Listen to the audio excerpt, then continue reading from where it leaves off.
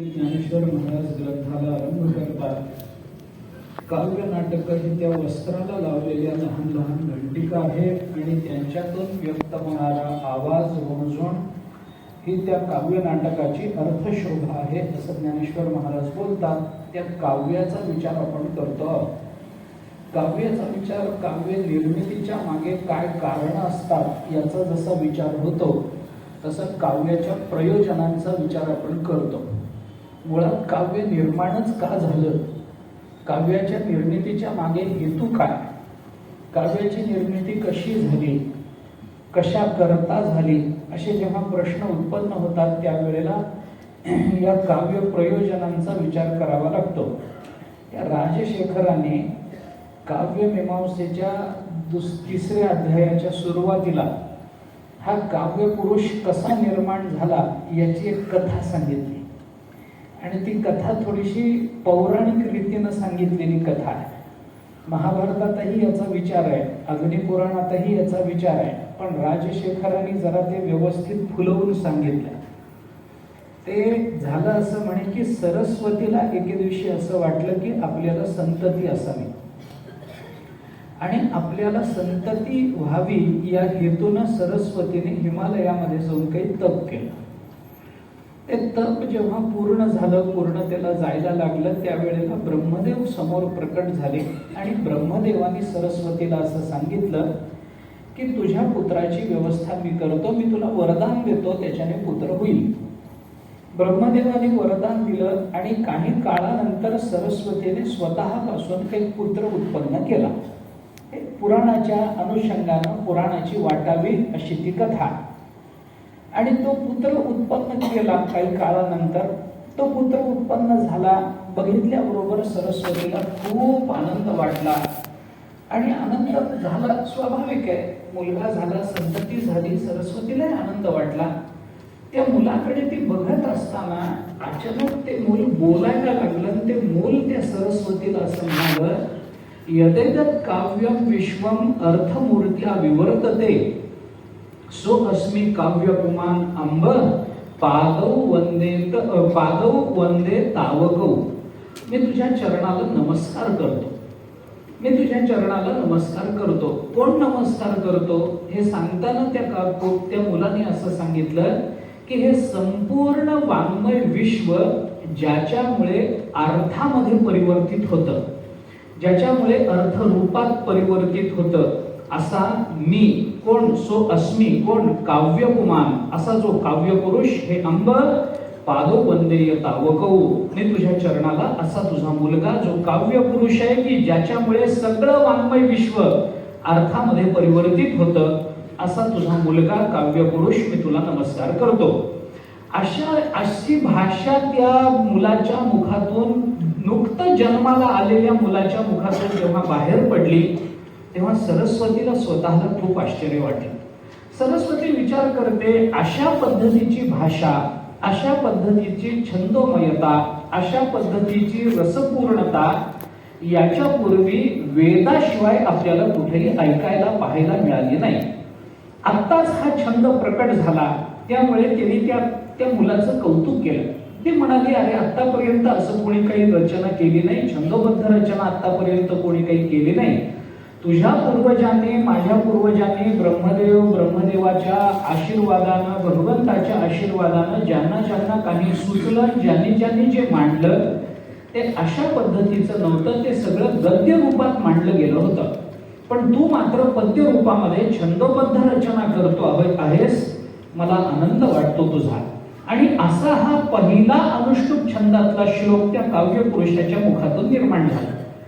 निर्माण झाल्यानंतर सरस्वतीला आनंद वाटला आणि तिने असं सांगितलं की वास्तविक सगळ्या वाङ्मयाला मी अर्थ देते, सगळ्या वाङ्मयाचं मूळ प्रेरणास्थान म्हणून मी सरस्वती आहे, सगळ्यांची मी माता आहे.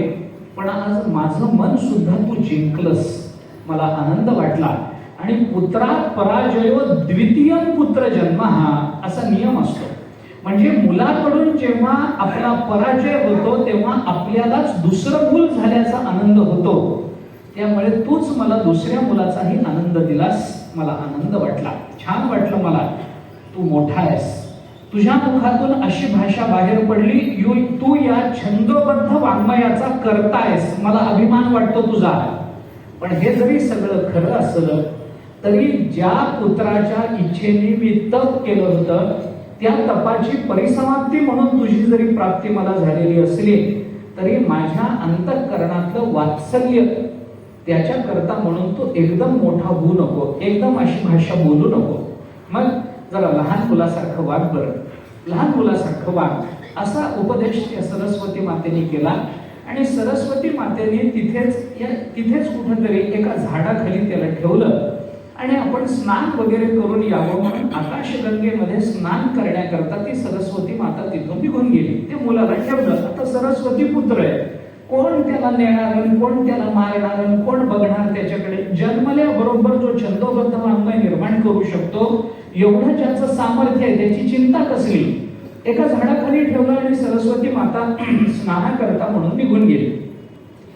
तो जो काव्य पुरुष होता तो एकटाच झाडाखाली निवांत. आईने सांगितलंय लहानासारखं वाग, एकदम मोठा होऊ नकोस, लहानासारखा वाग, म्हणून ते आपलं पडलं, आकाशाकडे बघायला लागलं. आई तिथून निघून गेलेली.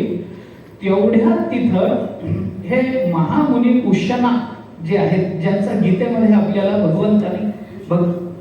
भगवंताने ज्यांचा उल्लेख स्वतःची विभूती म्हणून केलेला आहे, असे उशनाचार्य मी असं म्हणून भगवान ज्यांचा उल्लेख करतात, ते महामुनी उशना, ते ऋषी तिथं काही समिधा गोळ्या करण्याकरता, तिथं जवळ त्यांचा आश्रम होता, समिधा गोळा करण्याकरता म्हणून तिथं फिरत आले.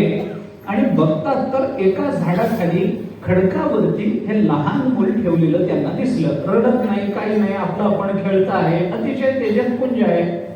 त्यांनी ते मूल उचललं, इकडे तिकडे बघितलं की कुणाचं मूल आहे. आवाज दिला की बाबा कुणाचं मूल आहे, ज्याचं असेल काही घेऊन जा. असं एकट्या मुलाला टाकून कोणी माता पिता जातात का? नाही, कोणी जात नाही. असं करू नका, निष्ठुर होऊ नका. हे मूल असं उघड्यावरती का टाकलं?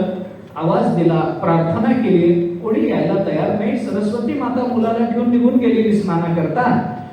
त्यांना वाटलं की अरे कोण मुलं आहे माहिती नाही, आई वडील टाकून गेले, सोडून गेले, आपण त्याचा सांभाळ केला पाहिजे. म्हणून उशनाचार्यांनी ते मूल उचललं आणि आपल्या आश्रमामध्ये आणलं.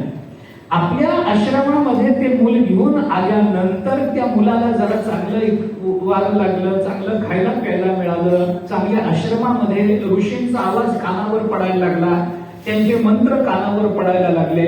ते मूल थोडंसं दष्टपुष्ट झालं. आता जन्मल्याबरोबर जर ते संस्कृतामध्ये छंदोबद्ध रचना करायला करणं शक्य आहे तर त्याला वाढायला तरी काही वर्ष 2 वर्ष लागतील का?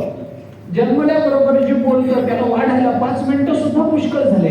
कारण त्यांनाही माहिती असतं आपल्याला प्रवचनात वेळ कमी असतो, यांना लवकर उरकायचं असतं, त्यांनाही माहिती असतं. ते मूल झपाट्याने वाढल्यानंतर या ऋषींनी आपल्याला आश्रमात आणलं, आपल्याला अन्न दिलं, आपल्याला दूध दिलं, आपला सांभाळ केला, आपलं रक्षण केलं. हे जेव्हा त्या काव्य पुरुषाला कळालं तेव्हा त्या काव्य पुरुषाने त्या उशनाचार्यांना अत्यंत कृतज्ञतापूर्वक आनंदानं अशी प्रेरणा दिली की मी जशी जन्माला आल्याबरोबर छंदोबद्ध रचना करतो तशी तुम्हाला सुद्धा करता येईल, माझा आशीर्वाद आहे, माझी प्रेरणा आहे, अशी प्रेरणा त्याने दिली. आणि ती प्रेरणा झाल्याबरोबर त्या उशनाचार्यांच्या मुखातून असा एक श्लोक बाहेर पडला, या दुग्धा अपि दुग्धेव कवी दोग्धुभी अनुभवम. ते मुखातून बोलायला लागले, रदिन सन्निधत्तानां सा सुप्तिधेनु सरस्वती. असा एक श्लोक त्यांच्या मुखातून बाहेर पडला. या दुग्धा अपि दुग्धेव, कोण? कवी. किती? दुग्धुभी अनुभवम. अरे एखादा गवळी जसं आपल्या गायींचं दोहन करतो तसं जगतातले सगळे कवी अहोरात्र ज्या धेनूचं दोहन करतात आणि इतकं दोहन करून सुद्धा ती कधीही आटल्यासारखी दिसत नाही, कधीही निस्तेज झाल्यासारखी दिसत नाही, जणू तिचं दोहनच केलेलं नाही. गायीचं दूध काढल्यानंतर गाय जरा थकते, गाय जरा खाली बसते, गाय जरा चारा पाण्याची काहीतरी अपेक्षा करते, कारण तिच्या अंगातला रस गेलेला असतो.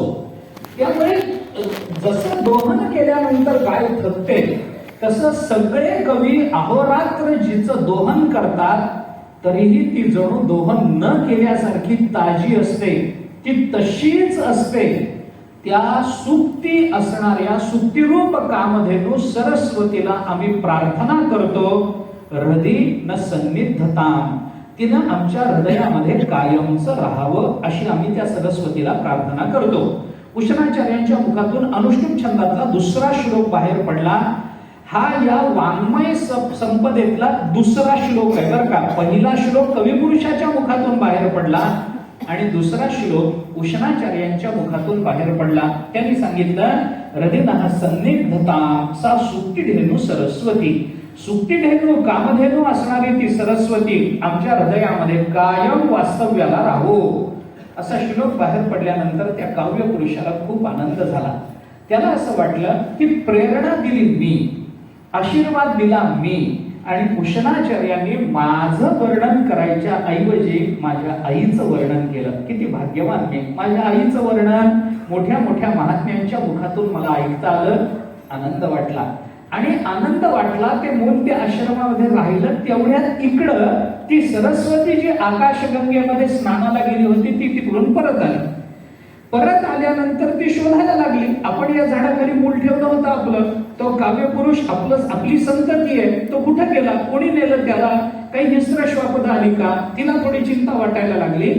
आणि त्या चिंतेमध्ये त्या मुलाचा शोध घेत घेत घेत जेव्हा ती सरस्वती इकडे तिकडे फिरायला लागली त्यावेळेला तिची भेट त्याच अरण्यामध्ये विचरणा करता आलेल्या वाल्मिकी ऋषींची तिची भेट झाली. आणि वाल्मिकी ऋषींना तिने सरस्वतीनं असं विचारलं की अहो, मी इथं माझं मूल ठेवलं होतं झाडाखाली, तुम्ही इथं कधी आला, तुम्ही बघितलं का माझं मूल, तुम्ही उचलून ठेवलं का, कुठं कुणी नेताना तुम्ही पाहिलं का, असं विचारल्यानंतर वाल्मिकी ऋषींनी त्या सरस्वतीला असं सांगितलं मला माहिती नाही म्हणे, मी आत्ताच इथं आलो, तुमचा मुलगा आहे हेही मला माहिती नाही, तुम्ही त्याचा शोध घेत आहात याची मला कल्पना नाही, पण ज्या अर्थी तुमचं मूल हरवलंय पण तुम्ही चिंता करू नका. का? कारण हा जो परिसर आहे ना हा काही त्या हिंस्र श्वापदांनी भरलेला नाही. आणि हिंस्र श्वापद जरी इथं असली तरी ती श्वापद काहीही घात तुमच्या मुलाचा करणार नाही. कारण हा परिसर उशनाचार्य राहत असलेला परिसर आहे. तुम्ही चिंताच करू नका तुमच्या मुलाला काही होईल म्हणून. इथं ऋषींचं वास्तव्य आहे, उशनाचार्यांचं वास्तव्य आहे. इथला विंचू सुद्धा कुणाला चावत नाही, इथला वाघ कुणाला खात नाही, इथं साप कुणाला चावत नाही, कोणी कुणाच्या अध्यात मध्यात नाही. भूता परस्परे पडो मैत्र जीवांचे असंच इथलं वातावरण आहे. त्यामुळे तुम्ही चिंता करू नका. बहुतेक उशनाचार्यांकडे ते मूल असेल. मग कुठे आहे असं म्हणल्यानंतर चला मी दाखवतो असं म्हणून वाल्मिकी ऋषींनी सरस्वतीला उशनाचार्यांच्या आश्रमाचा पत्ता सांगितला. ते बरोबर घेऊन गेले. घेऊन गेल्यानंतर सरस्वती मातेने तिथे गेल्यानंतर जेव्हा पृथ्वीने विचारलं तेव्हा त्याला कळालं की इथंच ते मूल आहे. ते मूल उशनाचार्यांनी दाखवलं, सरस्वतीने उचलून घेतलं. वियोग पावलेल्या मातेला पुन्हा पुत्र प्राप्ती झाल्यानंतर जो आनंद होणं स्वाभाविक आहे तो आनंद सरस्वतीला झाला. तिने त्याला हृदयाला लावलं, त्याचे मुके घेतले, त्याचा मस्तकाचं अवघान केलं, हे सगळं केलं.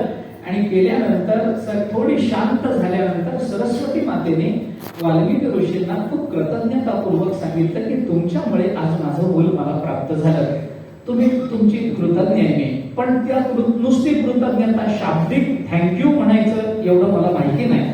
त्याच्या पुढे मी विचार सांगते काय म्हणे, अत्यंत कृतज्ञतापूर्वक मी तुम्हाला वर देते, मी तुम्हाला प्रेरणा देते, मी तुम्हाला असं सांगते की तुमच्याकडून सुद्धा अशा पद्धतीच्या काव्याची निर्मिती होईल.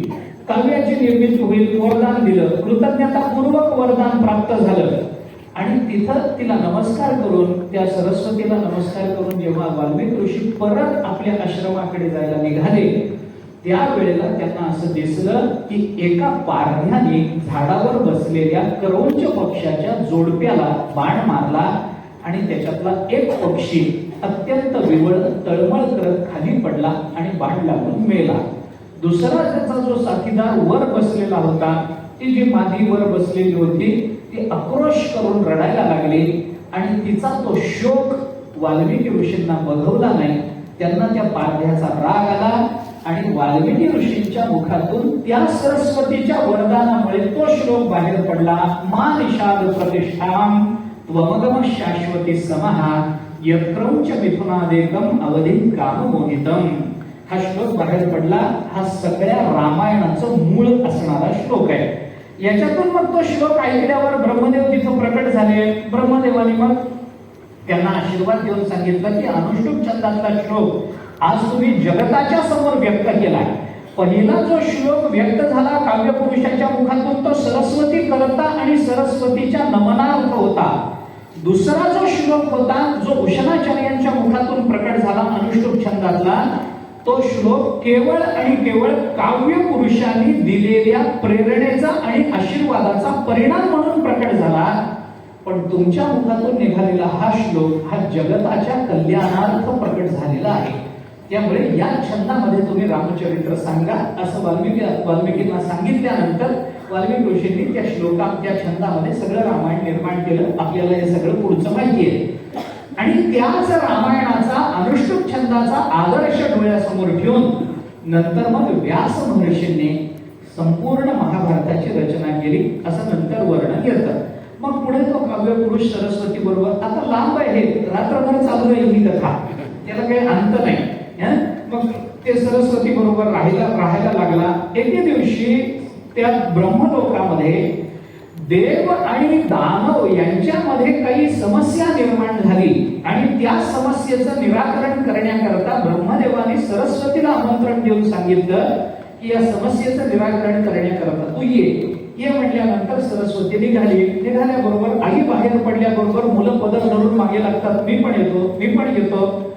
सरस्वतीच्या बरोबर तोही काव्यपुरुष निघाल्यानंतर सरस्वतीने त्याला सांगितलं बाबा आता तू मोठा झालास, आता मी चालले कारण मला ब्रह्मदेवाने माझ्या बापाने सांगितलंय तिथे येऊन समस्येचं निराकरण कर म्हणून. तुला घेऊन ये असं ब्रह्मदेव बोलले नाही, त्यामुळे तू काही माझ्या बरोबर येऊ नको. तो म्हणला नाही आलो तर नुसता येतो, बाजूला बसतो, काही खोड्या करत नाही, काही मागत नाही, चेंडू मागत नाही, काही खायला मागत नाही, अमुक नाही तमुक नाही, नुसता बरोबर येतो. त्यांनी सांगितलं नाही तसं जर अपेक्षा असती तर ब्रह्मदेवाने मला सांगितलं असतं तुलाही बरोबर घेऊन ये, पण तुझा उल्लेख ज्या अर्थी केला नाही. तसं आमंत्रण असल्याशिवाय तिकडे जायचं नसतं, तू ते नियम पाळले पाहिजेस, त्यामुळे तू घरी राहा. सरस्वती त्याला घरी ठेवून निघून गेली. या मुलाला आला राग. हा म्हणाला आई माझा असं मला सोडून जाते तर मी सुद्धा आईला सोडून जातो, म्हणून घर सोडून हा काव्यपुरुष बाहेर पडला. घर सोडून जायचा जेव्हा विचार काव्यपुरुषांनी केला त्यावेळेला त्याचा मित्र होता त्या काव्यपुरुषा हा सरस्वती पुत्र. याचा पुत्र कोण? गौरी पुत्र असणारा कार्तिकेय हा काव्यपुरुषाचा मित्र. त्या कार्तिकेयाला हे कळलं आता हे कुठवर लांब हे म्हणून पुराणातच राहू द्या म्हणतात ते हे. आता हे कुठवर सांगायचं? मग ते कुठवर सांगायचं म्हणायला लागलो, पुन्हा मीच सांगायला लागलो. पण आता सुरू केलंय तर थोडं पुढे सांग. तो काव्यपुरुष निघाल्यानंतर तो कार्तिकेय म्हणाला मी सुद्धा तुझ्या बरोबर येणार. लहानच दोघे मित्र, मी पण तुझ्या बरोबर येणार. कार्तिकेय घर सोडून निघाला. पार्वतीला कळल्यानंतर पार्वती कार्तिकेयांना असं म्हणाली की तेव्हा तू जाऊ नको घर सोडून, मी तुझ्या मित्राला समजावते म्हणल्यानंतर मग तोपर्यंत तो घर सोडून निघाला. कार्तिकेय पुढे निघाला. मग त्या पार्वतीने विचार केला की एखाद्या मोठ्या झालेल्या मुलाला जर सांभाळून परत आणायचं असेल तर त्याला काही तत्वज्ञानाचा विचार सांगून उपयोग नाही, काव्याचा विचार सांगून उपयोग नाही, कारण तो स्वतः काव्य पुरुष आहे. माझा मुलगा स्वतः तत्वज्ञ आहे, यांना असं काही सांगून परत या असं सांगणं शक्य होत नाही. मग काय केलं पाहिजे? तत्वज्ञानालाही न जुमानणारा असा एक पाश असतो की ज्या पाशामुळं कितीही कठोर आणि कितीही वैराग्य संपन्न झालेला पुरुष तो सुद्धा माघारी फिरू शकतो. तो पाश आहे म्हणजे स्नेह पाश आहे. तो पाश म्हणजे प्रेमाचा पाश असतो. प्रेम निर्माण झालं की मनुष्य आपलं वैराग्य सुद्धा विसरून जातो. स्नेह पाशानं इतका मोठा धनुर्धारी अर्जुन पण त्याला सुद्धा आपलं धनुष्यबाण ठेवायला भाग पाडलं ना त्या स्नेह पाशाने. तसंच काहीतरी केलं पाहिजे म्हणून त्या पार्वतीनं एक स्त्री निर्माण केली आणि त्या स्त्रीला सांगितलं तो बघ तो पुढे पळत चाललाय ना तो तुझा नवरा आहे. असा लग्न झाल्यावर नवऱ्याने घर सोडून जाणं बरोबर नाही. तो कुठेही चाललेला असला तरी त्याचं मन वळवून त्याला माघारी परत आण. मग ती निघाली. तिने काही हे केलं. मग ते मागे मग त्या पार्वतीनं काही अशा कवींना सांगितलं की तुमचा जो हेतू आहे, तुम्ही ज्याचं नमन करता, तुम्ही ज्याची आराधना करता, तो काव्य पुरुष तुम्हाला सगळ्यांना सोडून निघून जायला लागला. कसलं काव्य करता, जा त्याच्या मागे, त्याची प्रार्थना करा, त्याला एका जागी स्थापित करा, तर तुम्हाला तो काहीतरी वरदान देऊ शकेल. तोच फिरणार आहे, तुम्ही काय इथं बसला, जा त्याच्या मागे, त्याची विनंती करा. पण हे सगळे कवी, त्याची बायको, असे सगळे सगळे सगळे निघाले आणि मग तो पुढं जातो आहे काव्य पुरुष. त्याच्या बरोबरीनं कार्तिकेय जातोय, त्याची बायको आणि बाकीचे कवी मागून जात आहेत. मग ते ज्या ज्या राज्यातून गेले ते 4 भागामध्ये ते फिरले. पूर्वेकडे गेले, पश्चिमेकडे गेले, उत्तरेकडे गेले, दक्षिणेकडे गेले. पूर्वेकडे गेले, तिथं जाताना, आता हे खरंच मोठं आहे प्रकरण, तिथे गेल्यानंतर त्या भागातले लोक जेव्हा त्यांना बघायला लागले तेव्हा त्याच्या मनाला वळवता यावं याच्याकरता म्हणून त्या काव्य पुरुषाच्या पत्नीने त्या प्रदेशातले पोशाख केले, त्या प्रदेशातले अलंकार धारण केले आणि त्याला त्याचं मन वळवता यावं याच्याकरता प्रयत्न करायला लागले. पूर्वेकडे, मग पूर्व झाल्यानंतर मग दक्षिणेकडे, पूर्वेकडून दक्षिणेकडे, मग पश्चिमेकडे, मग उत्तरेकडे, असे ते फिरत राहिले. आणि त्या प्रांतामध्ये गेल्यानंतर त्याच्या पत्नीने ज्या ज्या पद्धतीचे अलंकार आणि ज्या ज्या पद्धतीचे रंगीत कपडे धारण केले त्याच आपल्याकडे निर्माण झालेल्या 4 रीती आहेत. त्याच्यातच त्यालाच म्हणा वैदर्भी रीती, त्यालाच म्हणा गौडी रीती, त्यालाच म्हणा पांचाली रीती आणि त्यालाच म्हणा आरवटी रीती. अशा पद्धतीनं 4 रीती आणि त्या प्रांतातले अलंकार निर्माण झाले. मग पूर्व दिशेला गेल्यानंतर त्या पुरुषाने बायकोकडे लक्ष दिलं नाही. थोडंसं पश्चिमेकडे आल्यानंतर थोडंसं जास्त लक्ष दिलं, उत्तरेकडे आल्यानंतर थोडंसं अधिक जास्त लक्ष दिलं आणि दक्षिणेकडे आल्यानंतर मग मात्र त्या पुरुषाचं मन पूर्ण वळलं. म्हणून उत्तरेकडे, पूर्वेकडे कवी थोडे कमी झाले. तिकडं फार मन रमलं नाही काव्य पुरुषाचं, रमवता आलं नाही म्हणून तिकडं कमी झाले. सगळ्यात जास्त कवी उत्तरेकडे आणि दक्षिणेकडे 2 प्रांतामध्ये जास्त झाले. कारण या काव्य पुरुषाने त्या रीतींना भुलून एका जागी यायचं कबूल केलं. अशा पद्धतीचं आता हे कशा करता सांगितलं मी, मुद्दा एवढा चालू होता, काव्य का निर्माण होतं या संबंधातलं जे चिंतन आहे त्याचा विचार थोडासा आठवला म्हणून आपल्या समोर ठेवला. कशा करता हे सांगितलं, काव्याची निर्मिती, काव्य आहे, काव्याची कारण आहेत, काव्याचं प्रयोजन आहे, हेही आम्हाला मान्य आहे. परंतु हे काव्याचं प्रयोजन जरी असं असलं, काव्य निर्मितीच्या मागे अशा पद्धतीचं काही कारण जरी राजशेखर सांगत असले तरी काव्याच्या कारणाने निर्माण होणाऱ्या काव्याच्या मागे काही प्रयोजन असतात आणि त्या प्रयोजनांचा वेगवेगळा विचार करताना आपण मम्मटांच्या 6 प्रयोजनांचा विचार करतोय. काव्यम यशसे अर्थकृते व्यवहारविदे शिवेतरक्षतये सद्यपर निर्वृत्तये कांता संमित तयोपदेशयुजे अशी 6 प्रयोजन सांगितली. आपल्याकडे वेदांतामध्ये विचार करत असताना प्रयोजनांचा विचार 2 पद्धतीने केला. एक मुख्य प्रयोजन आणि दुसरं गौण किंवा अवांतर प्रयोजन असतं की नाही. एक मुख्य प्रयोजन असतं आणि एक गौण प्रयोजन असतं, अवांतर प्रयोजन असतं. अवांतर प्रयोजनाला वाव असतो, नसतो असं नाही, पण अवांतर प्रयोजन परोक्षाकरता महत्वाचं ठरतं, अपरोक्षाकरता महत्वाचं ठरत नाही. या विचारानं गौण प्रयोजनाला बाजूलाच ठेवलं जातं, मुख्य प्रयोजनाला डोळ्यासमोर ठेवून काव्य निर्मिती केली जाते असंच आपल्याला सांगितलं जातं. मुख्य प्रयोजन काय आहे आणि गौण प्रयोजन काय आपण नेहमी उदाहरण देतो. एक मनुष्य आहे, उन्हाळ्याचे दिवस आहे, दुपारची वेळ आहे, प्रवासाला निघालेला आहे, पोटात भूक लागलेली आहे, जवळपास खायला त्याच्याजवळ शिदोरी नाही, जवळ एखादं गावही नाही. रस्त्याने जाताना त्याला असं वाटलं की कुठेतरी बसायला मिळावं, थोडंसं पाणी मिळावं, खायला काही मिळालं तर बरं होईल असा विचार केला. त्याने तेवढ्यात बघितलं एक आमराई त्याला दिसली.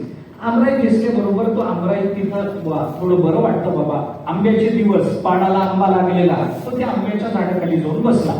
बसल्यानंतर थोडी विश्रांती घ्यावी, थोडं सावलीत बसावं, ऊन मी म्हणतंय, सावलीला बसला, बरं वाटलं, वारा सुटला, अंगाला छान वाटलं, आला शीतळ शांतीचा वारा, तेने सुख झाले या शरीरा, असं काही झालं त्याला, बरं वाटलं. आणि तेवढ्यात त्या आमराईचा मालक तिथं आला आणि त्याने विचारलं, कोण तुम्ही, कुठल्या गावचे, कुठं निघालाय. चौकशी केल्यानंतर आमराईचा मालक बिचारा चांगला होता, कनवळू होता.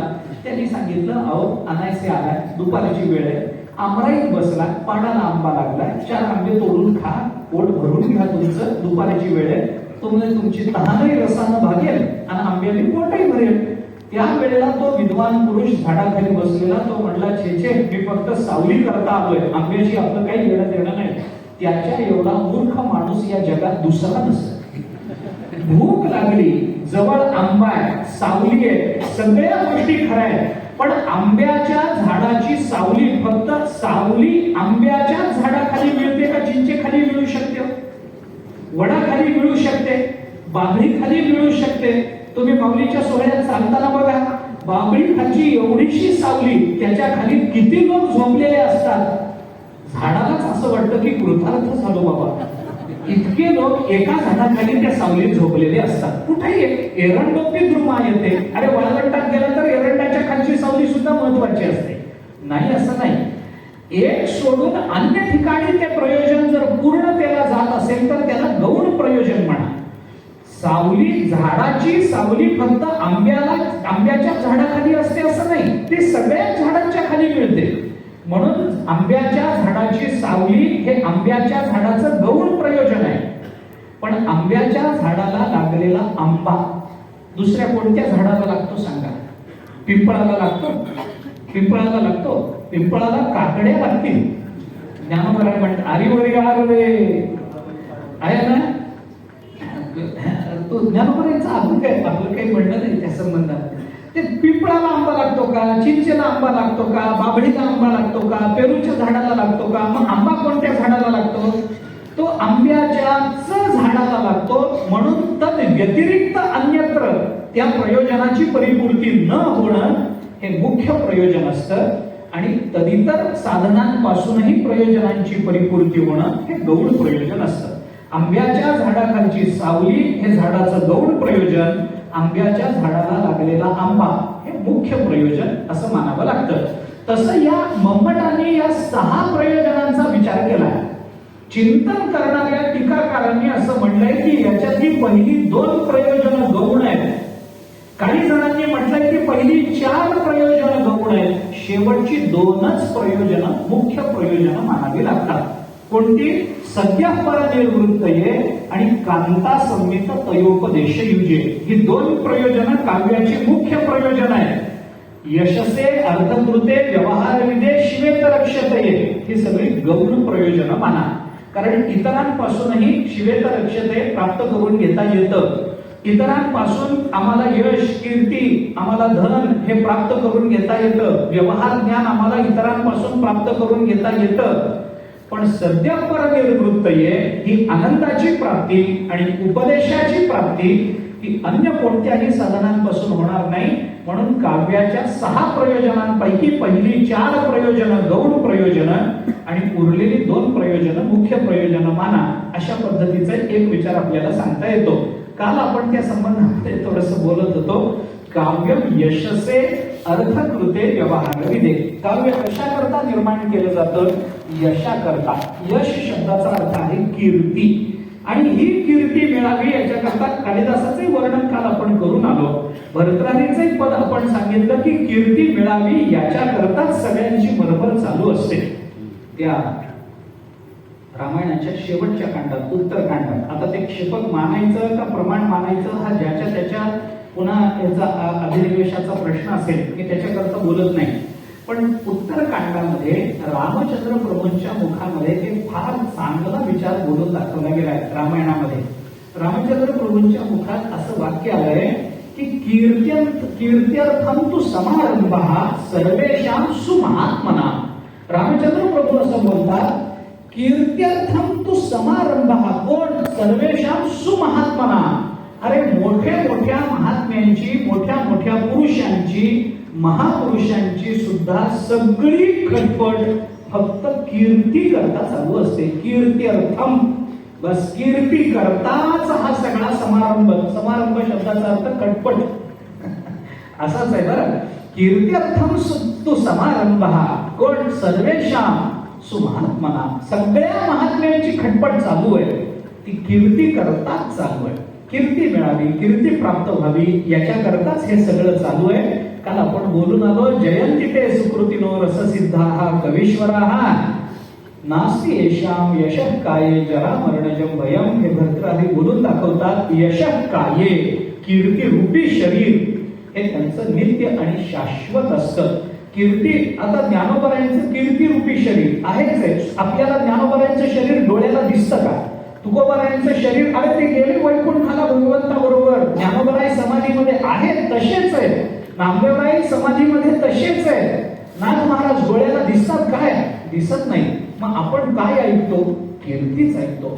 संतांची कीर्ती गायली पुराणी, पुराणाने त्यांची कीर्ती गावी.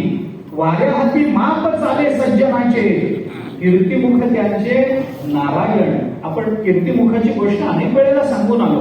ज्ञाने कीर्तिमुखत्व केली. ज्ञानोबराय 15व्या अध्यायामध्ये म्हणतात कीर्तिमुख होणं म्हणजे काय? कीर्ती हे मुख नाही, कीर्तिमुख हे राक्षसाचं नाव आहे.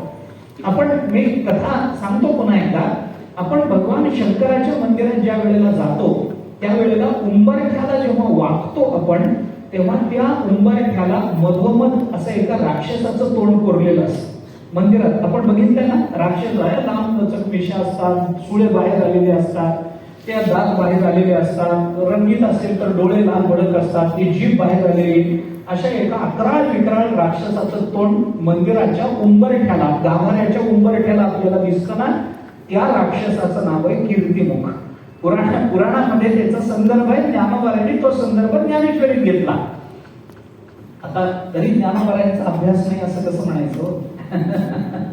आहेच ते काय झालं, त्या राक्षसाचं भगवान शंकराचं युद्ध झालं. या युद्धामध्ये बरेच दिवस युद्ध चाललं, राक्षस काही पराजित होईना. भगवान शंकर त्याच्या युद्ध नैपुण्यावर संतुष्ट झाले आणि युद्ध थांबवून भगवान शंकराने त्या राक्षसाला सांगितलं, मी तुझ्या युद्ध नैपुण्यावर अगदी तुष्ट आहे, तुला काय वर मागायचं आहे तो मागून घे. मागायचं त्यांनी सांगितलं, आता काय वर मागायचं आहे? तुमच्या हातून मरण ज्याला येतं त्याला वर मागायची गरज काय? अरे मी मुक्तच होणार आहे. ते म्हणले, नाही पण मी तुझ्यावर संतुष्ट आहे, बोल ना, काही वर मागायचं असेल मागून घे. त्यांनी सांगितलं, काही नाही, जर द्यायचाच असेल तर एक वर द्या.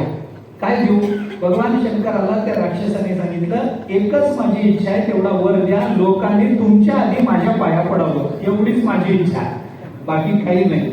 भगवान शंकरांनी विचारलं, हा उपद्व्याप कशाला? हे कशाला? माझ्या आधी तू पुढं कशाला रे बाबा? माझ्या आधी तुझ्या पाया पडावं? तो म्हणाला, माझ्या पाया पडावं, मला महत्व यावं अशी इच्छा नाही देवा. तुमच्या पुढे मी तुच्छ आहे, मी राक्षस आहे, मी असुर योनीत जन्माला आलेला आहे, तुम्ही परब्रह्म आहात, तुमच्या आधी लोकांनी माझ्या पाया पडावं असं मला का वाटेल? मग असं का मागितलं? त्यांनी सांगितलं, काही नाही, लोकांनी माझ्या पाया पडावं याच्या करता मला तुमच्या उंबरठ्याला जागा द्या. कशा करता उंबरठ्याला? काही नाही, लोक तुमचे भक्त जेव्हा तुमच्याकडे येतील त्यावेळेला तुमच्या आधी जेव्हा उंबरठ्यावर माझ्या करता म्हणून डोकं टेकवतील त्यावेळेला त्या भक्ताचा कान माझ्या तोंडाजवळ येईल आणि त्याचा कान माझ्या तोंडाजवळ आला की तुमची कीर्ती मी त्याच्या कानात सांगेल आणि मग तुमची कीर्ती ऐकून तो तुमच्या दर्शनाला येईल आणि मुक्त होईल. याच्या करता म्हणून मला फक्त उंबरठ्याला जागा द्या. म्हणून त्या राक्षसाचं तोंड उंबरठ्याला काढलेलं कोरलेलं असतं, त्याचं नाव आहे कीर्तिमुख. असं मुख की जे भगवंताची कीर्ती गातं. तर तुकोबाराय म्हणतात की अरे भगवान शंकराची कीर्ती गाणारा राक्षस आहे, पण वाऱ्या हाती माप चाले सज्जनाचे, संतांची कीर्ती गाणारा राक्षस नाही, कीर्तिमुख त्यांचे नारायण. जसं भगवान शंकराच्या उंबरठ्याला राक्षस कीर्तिमुख म्हणून बसवला, तसं ज्ञानोबरायांच्या उंबरठ्याला प्रत्यक्ष परमात्माच कीर्तिमुख म्हणून बसवला. तुकोबारायांच्या उंबरठ्याला कीर्तिमुख त्यांचे नारायण. नारायण हाच कीर्तिमुख होतो. त्यांचं कीर्तिरूप शरीर हे शब्द रूपानं, अक्षर रूपानं अजून जसंच्या तसंच टिकतं. जरा मरणजम भयम नास्ति. त्याला जरा मरण जरेचं, म्हातारपणाचं, मरणाचं दुःख नाही, त्याला कशाचंही दुःख नाही, कशानेही ते शरीर निवृत्त होत नाही. अशा पद्धतीचा विचार आपल्याला करता येतो. आता आपण काल एक बोललो होतो, ते तुम्हालाही सल्लं असलच, मलाही सल्लं, पण सांगून जातो त्याच्याकरता की काय गंमत आहे की अर्थ आणि कीर्ती हे दोन गौण आहेत, मान्य आहे. संपत्ती मिळवण्याकरता माणसाने कवित्व रचावं, कवित्व करावं, काव्य करावं किंवा आपली कीर्ती व्हावी याच्याकरता काव्य करावं, मान्यच आहे. आतापर्यंत लोकांनी अनेकांनी केलंय. कालिदासासारखी उदाहरणे आपल्या डोळ्यासमोर त्यासाठी देता येतील. पण काल एक धोकादायक विधान करायचं म्हणून मी केलं की नाही, की हे का संपत्ती करता आणि कीर्ती वाढावी याच्या करता म्हणून ज्ञानेश्वर महाराजांनी सुद्धा ज्ञानेश्वरी रचली. असं एक विधान मी धोकादायक केलं. मला कालपासून तुमचे डोळे झोपेत सुद्धा दिसायला लागले, वटारलेले. असं कसं बोलला तुम्ही? पण त्याचा अर्थ सांगून पुढे जातो. मला पुढची तर सगळी चारीच्या चारी प्रयोजनं आपल्याला ज्ञानोबाऱ्यांकडे दिसतात, तो काही प्रश्न नाही. पण यशसे अर्थ कृते या दोन्हीचाही विचार करायचा असेल तर अगदी सामान्यत्वानं सांगून जातो. कीर्ती मिळावी याच्याकरता सामान्य कवी काव्य करतो, मान्य आहे, कारण त्याला कुणी ओळखत नसतं, त्याच्या काव्यानं त्याचा परिचय होतो. पण ज्ञानोबा काय कीर्ती करता ज्ञानेश्वरी रचतील? ज्ञानोबा काय कीर्ती वाढावी याच्याकरता ज्ञानेश्वरीची रचना करतील? नाही ना. मग असं का? त्याचं उत्तर देतो. ज्ञानोबारायांनी सुद्धा ज्ञानेश्वरी कीर्ती वाढण्याकरताच निर्माण केलेली आहे. असं का म्हणतात? हा आरोप होत नाही का? होत नाही.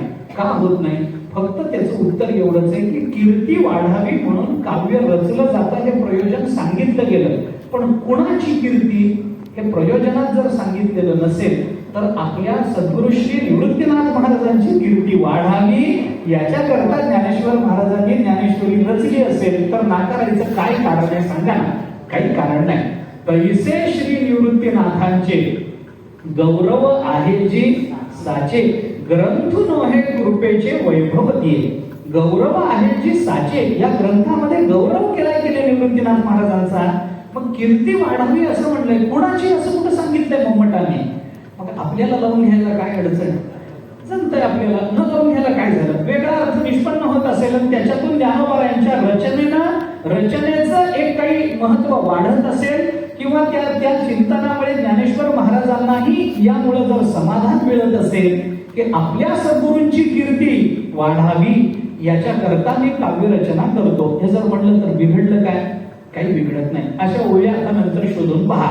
आता पुढं काव्यम यशसे अर्थ कृते, संपत्ती प्राप्त व्हावी याच्याकरता म्हणून काव्य रचना केली जाते. अर्थाकरता, वित्तोपलब्धी करता, संपत्ती प्राप्ती करता काव्य रचना केली जाते. आता याच्याकरता खूप उदाहरणं आपल्याला देता येतील, खूप देता येतील. कालिदासाचं उदाहरण त्याच्याकरता प्रसिद्धच आहे. भारवीचं उदाहरण परवा आपण चरित्र सांगून आलो. एक श्लोक 1,00,000 सुवर्ण मुद्रांना भारवीनं विकला की नाही? सहसा विदधित क्रिया अविवेक परमापदां पदं ऋणते विवृषकारिणं गुणलब्धा स्वयमेव संपदा. हा एक श्लोक भारवीनं 1,00,000 सुवर्ण मुद्रांना विकला असं जर चरित्र सांगितलं असेल तर आपलं दारिद्र्य मिटवण्याकरता म्हणून त्यावेळेला अशा पद्धतीनं काव्य संपत्ती मिळवण्याकरता करण्याची पद्धती होती, नाही असं नाही. श्रीहर्षाचं उदाहरण स्वतः मम्मटांनी काव्य प्रकाशाच्या टीकेमध्ये स्वतःनेच दिलेलं आहे. अशी अनेक उदाहरणं आपल्याला पाहता येतील. भोजराजा कालिदास यांचा जर विचार केला, त्या भोजराजाचं तर वर्णन असं आलंय की त्याला जर एखादं काव्य आवडलं तर तो संपत्ती देत असेल. किती देत असेल, किती, त्याचं वर्णन करताना कालिदासा त्या भोजराजाच्या वर्णनात पुष्कळ मोठा विचार येतो. पण त्याच्यामध्ये असं म्हटलंय, प्रत्यक्षरम लक्षम ददौ, प्रत्येक अक्षराला 1,00,000 सुवर्ण मुद्रा, काव्याला नाही, प्रति अक्षरम लक्षम ददौ असं म्हटलंय त्यांच्या संदर्भामध्ये, भोजराजाच्या संबंधामध्ये. प्रति अक्षराला 1,00,000 इतकं दिलं. आता भोजराजाचं दुर्दैव एवढंच आहे की त्यावेळेला ज्ञानेश्वरी झाली नव्हती. एवढंच दुर्दैव, बाकी काही नाही. 1,00,000 सुवर्ण मुद्रा एकेका अक्षरा करता असं भोजराजाने दिलेले आहे. ते काय झालं भोजराजाच्या बाबतीत एक असं चिंतन सांगतात पहा. भोजराजाला काव्याची आवड होती आणि एके दिवशी भोजराजाने असं जाहीर केलं की कवीने यावर काव्य म्हणून दाखवावं, पण जर नवीन काव्य असेल, नवीन रचना असेल तर मी त्याला 1,00,000 सुवर्ण मुद्रा देतो. गंमत अशी होती की भोजराजाच्या दरबारामध्ये जे अनेक पंडित होते की नाही, त्याच्यातले अनेक पंडित, काही जण एक पाठी होते, काही दुपाठी होते, काही 3 पाठी, काही चतुर्पाठी, असे वेगवेगळे कवी होते. म्हणजे ज्यांना एकदा ऐकलं की पाठ होतं अशी एक पाठी. ज्यांना दोनदा ऐकलं की पाठ होतं, असे दुपाठी द्विपाठी, काही जणांना तीनदा ऐकलं की पाठ होत होतं, ते तीन पाठी त्रिपाठी असं असे काही होते. त्यामुळे कोणी एखादा कवी यायचा, उत्तम रचना करून आणायचा, हे आणून झाली ती वाचून दाखवली की भोजराजांनी सांगायचं ही काही नवीन रचना नाही, ही जुनीच आहे. कसं काय? आमच्यात त्या एका पंडिताला पाठ आहे. मग ज्याने ते एकदा ऐकलेलं असायचं तो म्हणून दाखवायचा, हा हे बघा याला पाठ आहे. मग कवीचं एकदा आणि त्याचं एकदा असं दोनदा ऐकून झालं की जे द्विपाठी होते ते म्हणायचे मलाही पाठ आहे. तीनदा झालं की त्रिपाठी म्हणायचे आम्हालाही पाठ आहे. मग भोजराजा म्हणायचे सगळ्या जगाला पाठ आहे, कशाचं नवीन रे, चल मी घेतो. कुणालाच बक्षीस मिळेल ना, कुणालाच कसं मिळेल सांगा ना. एक पाठी दुपाठी त्रिपाठी असे दरबारामध्ये भरून ठेवले. कुठलंही काव्य म्हणलं की त्याने म्हणून दाखवायचं, कुणालाच बक्षीस मिळेना. एक अतिशय गरीब पण अतिशय विद्वान सालस असा एक कवी काव्य घेऊन आला. त्यांनी ते दरबारातलं सगळं चित्र बघितलं की हे काव्य नवीन आहे, पण हा एकपाठी असल्यानं म्हणून दाखवतोय, हा दुपाठी असल्यानं म्हणून दाखवतोय. काव्य नवीन आहे पण राजाला कोणाला बक्षीस द्यायचं नाही, 1,00,000 सुवर्ण मुद्रा कोणाला द्यायच्या नाही. त्याने काव्य करून आणलेलं होतं, पण त्याच्या लक्षात आलं की माझं काव्य नवीन आहे. आतापर्यंत ज्या कवींनी जे काव्य वाचून दाखवलं त्याच्यापेक्षा माझं काव्य सरस आहे. 1,00,000 सुवर्ण मुद्रा मिळाव्यात अशा योग्यतेच आहे, मिळाल्या तर माझं दारिद्र्य जाणार आहे. सगळं चांगलं आहे पण मिळणार नाही ही वस्तुस्थिती आहे. कारण हे सगळे पंडित बसलेले मिळू देणार नाही. खजिन झाला विचार, आशा होती दारिद्र्य निवृत्तीची, नाही जमलं. नाही मग ठीक आहे, आता मिळेल त्या भावाला, मिळेल त्या किमतीला हा श्लोक कोणी घेईल तर बरं होईल असा विचार करून दुपारच्या वेळेला मंदिरामध्ये बसला. तर आता हा श्लोक मांडण्यात काही अर्थ नाही.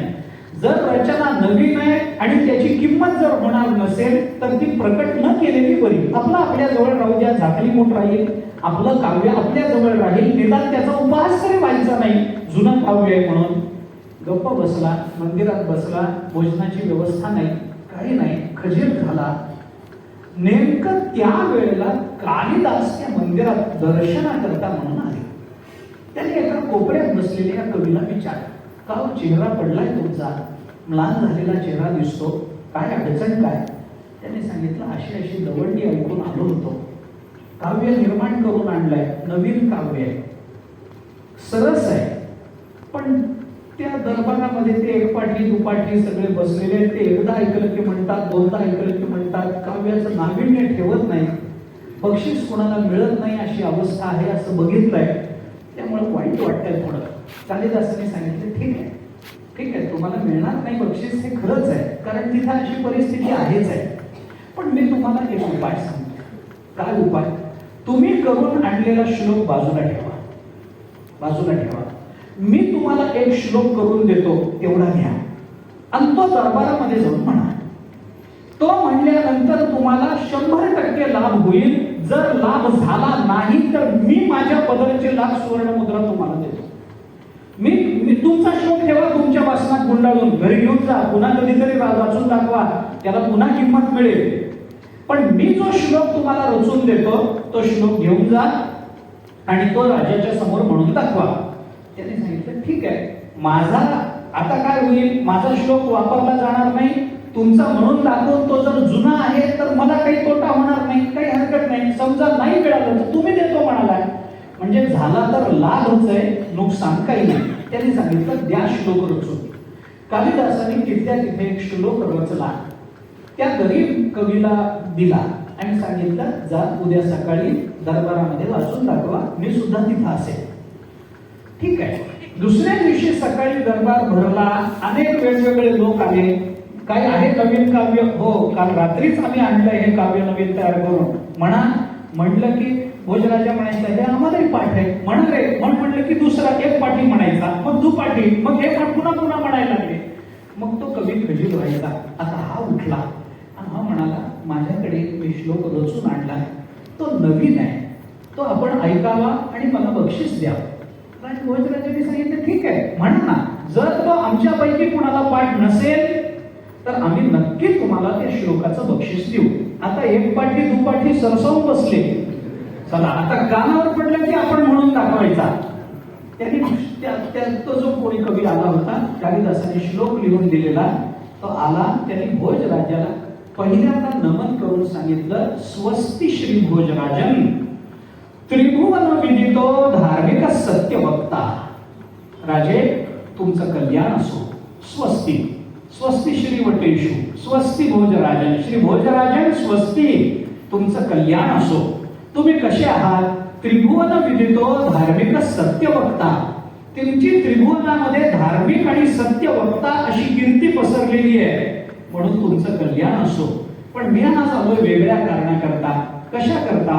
पित्रा ते संग्रहिता नवतिनवधिका रत्न कोट्यो मदीयः तास्त्वं देहि इति राजन् सकल बुध जनैः ज्ञायते सत्यम एतत् नो वा जानन्ति यत्तत् मम कृतिम अथवा देहि लक्ष्यम ततो मे. त्यांनी सांगितलं, राजा तुझं कल्याण असो. तुम्ही धार्मिक आणि सत्य वक्ते म्हणून त्रिभुवनामध्ये तुमची कीर्ती पसरलेली आहे, तुमचं कल्याण असो. मी आज इथं आलोय ते वेगळ्या कारणाकरता. पित्रा ते संग्रहिता नवतिनवधिका रत्न कोट्यो मदीयः. झालं होतं असं म्हणे की तुमच्या बापानं माझ्याकडून 99 कोटी रत्न उधार घेतलेली होती. तुमच्या बापानं माझ्याकडून 99 कोटी रत्न ही उधार घेतलेली होती. बरं, ही उधार घेतलेली कुणाकडून? मध्ये माझ्याकडूनच घेतली होती. किती घेतली? 99 कोटी रत्न तुम्ही तुमच्या बापानं माझ्याकडून उधार म्हणून घेतली काही कामा करता. तास कोण देही ते राजन, ते मला परत मिळावेत म्हणून मी आता तुमच्या दरबारामध्ये आलोय. आणि त्यांनी माझ्याकडून ही रत्न घेतली होती. सकल बुध जनैः ज्ञायते सत्यम एतत्. आणि हे मी जे बोलतोय की तुम्ही म्हणाल माझा बाप राजा होता, तुझ्यासारख्यांकडून कशाला रत्न घेईल, पण हे खोटं नाहीये. सकल बुध जनैः ज्ञायते सत्यम एतत्. अहो, हे सगळ्यांना माहिती आहे. तुम्ही तुमच्या दरबारात पंडितांना विचारून बघा. हे सगळ्यांना माहिती आहे की त्यांनी माझ्याकडून हे रत्न, अशी 99 कोटी रत्न त्यांनी माझ्याकडून उधार म्हणून घेतलेली आहे. सकल बुध जनैः ज्ञायते सत्यम एतत्. हे खरंच आहे, मी खोटं बोलत नाही. हे सगळ्यांना ज्ञात आहे. बरं, जर तुम्ही म्हणाल नाही आमच्यापैकी कुणालाही ज्ञात नाही, नोवा जानन्ति यत्तत् मम कृतिम, नोवा जानन्ति, जर हे कुणी कुणालाच माहिती नाही असं जर तुम्ही म्हणाल तर यत्तत् मम कृतिम, तर ही माझी कृती नवीन आहे असं समजून मम देहि लक्ष्यम ततो मे. आणि जर ही कृती नवीन आहे हे जर तुमच्यापैकी कुणाला माहिती नसेल तर ही माझी कृती नवीन आहे असं समजून मला लाख सुवर्ण मुद्रा देऊन टाका. आता राजा विचार करतो, 99 कोटी रत्न दिलेली परवडतात का लाख सुवर्ण मुद्रा परवडतात? याच्याला नाव देऊन टाका, ही नवीन कृती आहे असं समजा देऊन टाका. आता ही कशा करता सांगितलं, एक विषय निघाला म्हणून. पण ही गंमत कशा करता आपल्याला सांगितले, भोज राजाकडे अशा पद्धतीचं काव्य घेऊन येणारे अनेक लोक होते. आणि त्या कवींना भोज राजाने अशा पद्धतीनं खूप द्रव्य दिलेलं होतं. त्यामुळे अर्थाची प्राप्ती ज्याच्यामुळे होते असं काव्य निर्माण करणं हे सुद्धा काव्याचं एक प्रयोजन मानलं गेलं की ज्याच्यामुळे संपत्ती मिळते.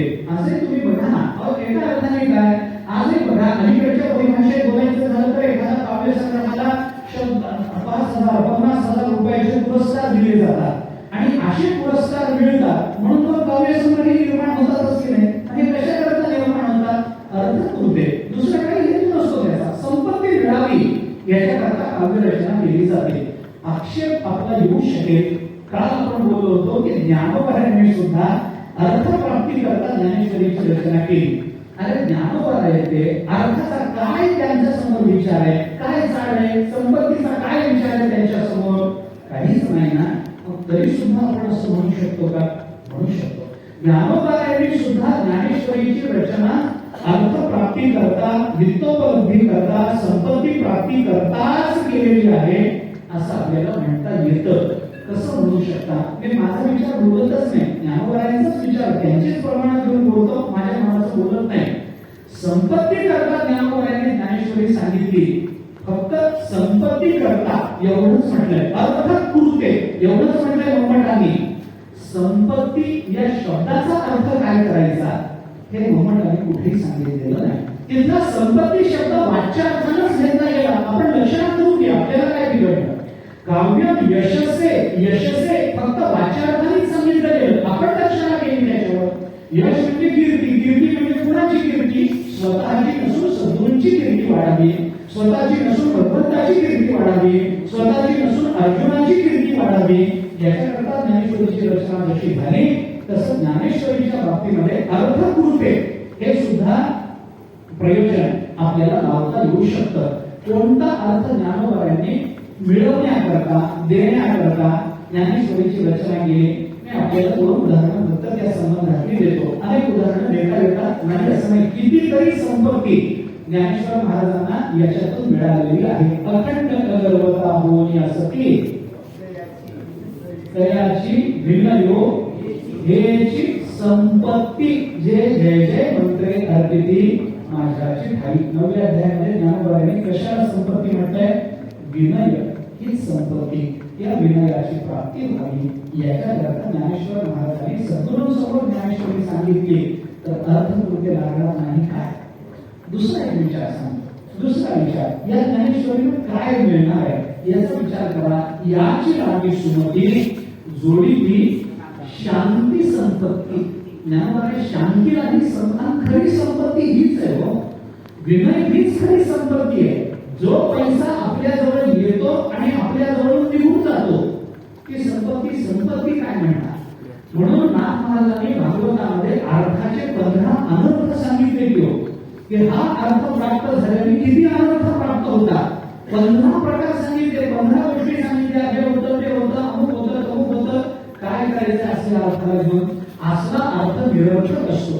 उपयोगाचा नाही. पण खरा अर्थ कुठे आहे.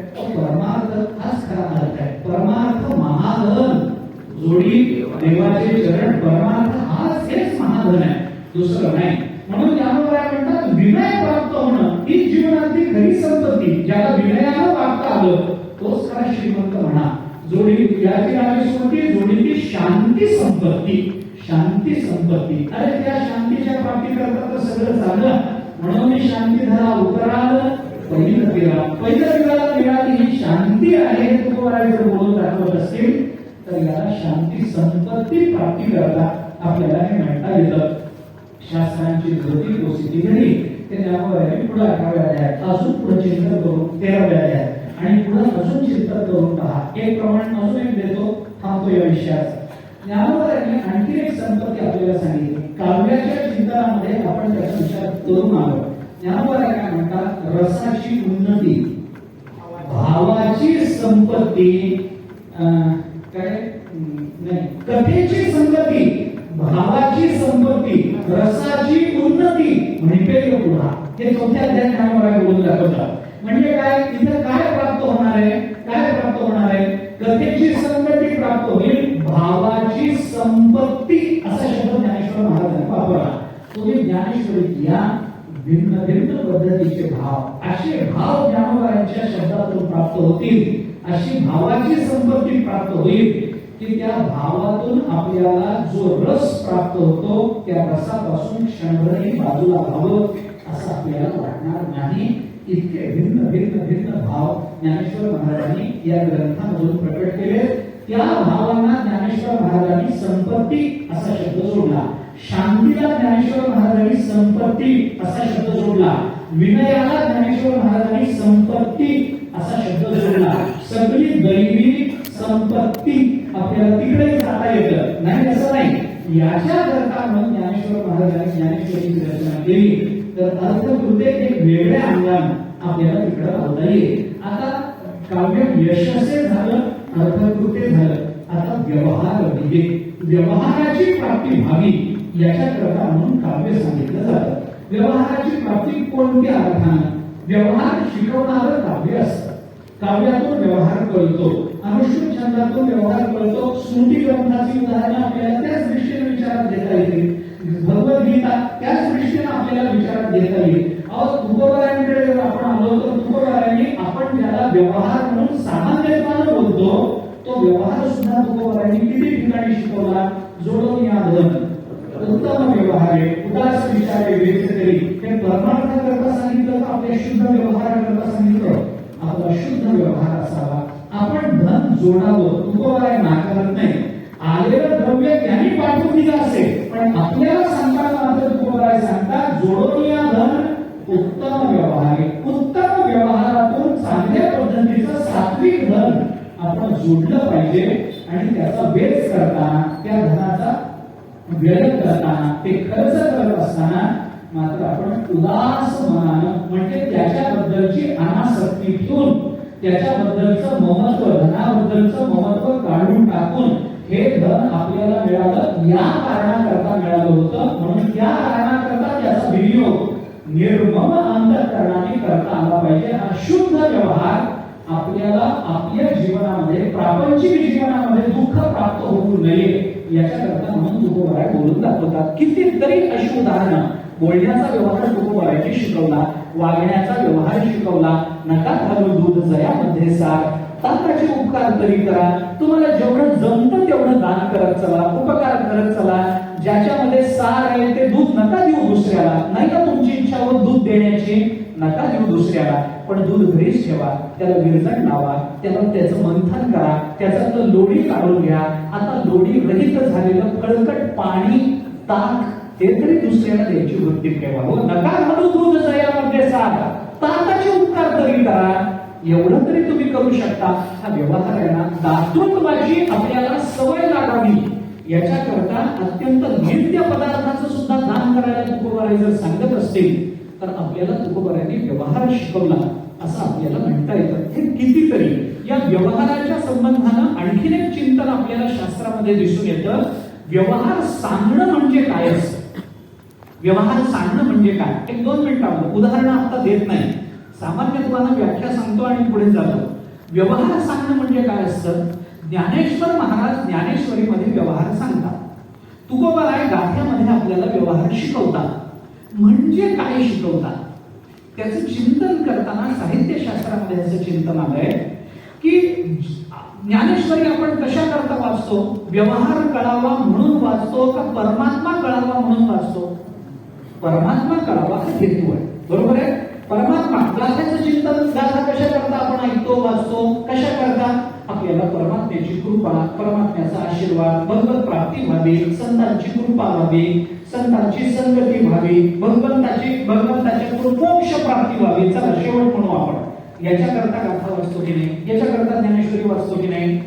ज्ञानेश्वरी आपण व्यवहार कळावा म्हणून वाचत नाही, परमात्मा कळावा म्हणून वाचतो.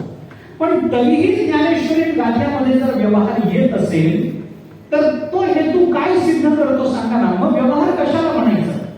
परमात्मा कळावा हेच खरंय, पण परमात्मा कळावा याच्याकरता आपल्या बुद्धीला जी धार येणं अपेक्षित असतं. कुणाला परमात्मा कळतो? सगळ्यांना कळत नाही, सगळ्यांना कळत नाही. मग एष सर्वेषु भूतेषु गुणोत्मा न प्रकाशते दृश्यते त्वग्रया बुद्ध्या सूक्ष्मया सूक्ष्मदर्शिभिः. हे जर आपल्याला कठोपनिषद सांगत असेल तर दृश्यते तू अग्रया बुद्ध्या. परमात्मा अत्यंत सूक्ष्म आहे. मग कुणाला कळतो? सूक्ष्मत्वात् तद्विज्ञेयं दूरस्थं चान्तिके च आहे ना गीतेत. परमात्मा अत्यंत सूक्ष्म आहे. मग सूक्ष्म असणारा परमात्मा का सूक्ष्म आहे? व्यापक आहे, सूक्ष्म आहे. दोन्ही एकाच अर्थाने शब्द वापरा. व्यापक आहे म्हणूनच सूक्ष्म आहे, सूक्ष्म आहे म्हणूनच तो व्यापक आहे. आमच्या साध्या डोळ्यांना दिसत नाही, मग कुणाला दिसतो? बुद्धी निश्चय आत्मज्ञान होतं. कोणती बुद्धी लागते? दृश्यते तू अग्रया बुद्ध्या सूक्ष्मया सूक्ष्मदर्शी. सूक्ष्मदर्शी असणारे जे महात्मे, ज्यांना अत्यंत सूक्ष्म बुद्धीनं परमात्मा तत्व कळतं, तशी सूक्ष्म बुद्धी आपल्या जवळ असेल तर गूढ असणारा परमात्मा आपल्या समोर प्रकाशित होतो. हे उपनिषदाने आपल्याला सांगितलं. मग ती बुद्धीची जी सूक्ष्मता आहे, बुद्धीला जी धार येणं अपेक्षित आहे, ती धार नुसतं अध्यात्म नुसतं वेदांताच्या चिंतनाने येणार नाही. मग वेदांताचं चिंतन आम्हाला कळावं याच्याकरता आम्हाला मनन करावं लागतं ना. मननाकरता उपपत्ती लागतात ना. उपपत्तीने आम्हाला सिद्धांत स्पष्ट होतो ना. मग त्या उपपत्ती ज्या ज्या शास्त्रातून आलेल्या असतात ती शास्त्र यालाच व्यवहार म्हणतात. त्या शास्त्रांचा निर्देश जिथे जिथे होतो तो व्यवहार म्हणवला जातो. म्हणजे ज्ञानेश्वरीमध्ये आयुर्वेदाचं उदाहरण जर आलं तर आयुर्वेद हा ज्ञानेश्वरीच्या बाबतीतला व्यावहारिक ज्ञान झालं. ज्ञानेश्वरीमध्ये जर राजधर्मातलं उदाहरण येत असेल तर राजधर्म हा ज्ञानेश्वरीच्या परिप्रेक्ष्यातून व्यवहार झाला, हे लक्षात घ्या. म्हणजे व्यवहार म्हणजे देण्या घेण्याचा व्यवहार इतकाच विचार करत नाही काव्यशास्त्र. काव्यशास्त्र म्हणतं सूक्ष्म तत्वांचं अवलोकन करण्याकरता, सूक्ष्म तत्वांची प्राप्ती करून घेण्याकरता बुद्धीला ज्या सूक्ष्मतेची आवश्यकता असते, ज्या व्यापकतेची आवश्यकता असते, ती बुद्धीची व्यापकता ज्या ज्या शास्त्रांनी आपल्याला प्राप्त होते ते शास्त्र त्या ग्रंथामध्ये व्यवहार सांगणारं ठरतं. म्हणून ज्ञानेश्वरीमध्ये आपण सगळंच मानतो. तिथं हे आलं, इतिहास आला, पुराणही आली, तिथं महाभारताचा विचार आला, रामायणाचा विचार आला, तिथं अजूनही काही आलं, तिथं सामान्य व्यवहारही सांगण्यात आला, मनुस्मृतीतले सांगण्यात आलं, दानाचाही विचार आला, दमाचाही विचार आला. हे सगळं काय याला एका अर्थाने काव्यशास्त्र व्यवहारच म्हणतात. असा व्यवहार सांगणारं काव्य असतं. असे व्यवहार ज्ञानेश्वरीमध्ये कुठे, इतरत्र कुठे, बाकीच्या काव्यामधून कुठे आले याचा विचार करायचा आहे. पुढे शिवेत रक्षतये सद्य